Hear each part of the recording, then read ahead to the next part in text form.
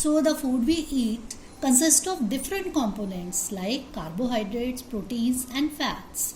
These are complex substances and not directly utilized by our body. So these complex substances are first broken down into the simpler form and then utilized by the body for the growth as well as the development of living organism. Now there are basically 5 steps for the nutrition of the food. Number 1 is ingestion. It is very important to understand the term ingestion. The meaning of ingestion is intake of food, right? Digestion. In this process, the complex food is broken down into a very simple food so that it can be further utilized by the body. Then third step is absorption.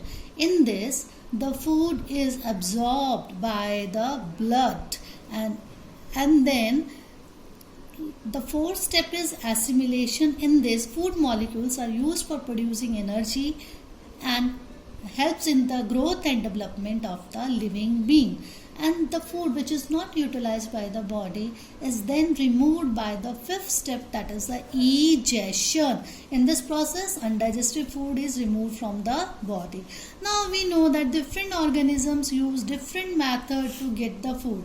They have special structures.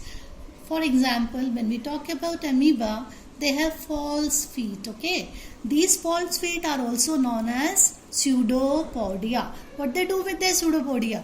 They capture the food. Spider, what they do? They make their webs for capturing their food. Butterfly having a feeding tube, right? Frogs are having a long sticky tongues which they use for capturing their food. Snakes swallow the food, and we humans use our hands for intaking the food. Now I explain you nutrition in amoeba. First, I want to tell you what is amoeba. It is a microscopic organism which we cannot see with our naked eye. It is a unicellular organism, and it first sees the food and take out its false feet out, then capture the food. After that, this process is known as ingestion. It means it uses its feet for capturing the food. In the second step, it is having enzymes in the cytoplasm which helps in breaking the complex food into the simple form. When the food is broken down into the simple form, then it is absorbed by the cytoplasm.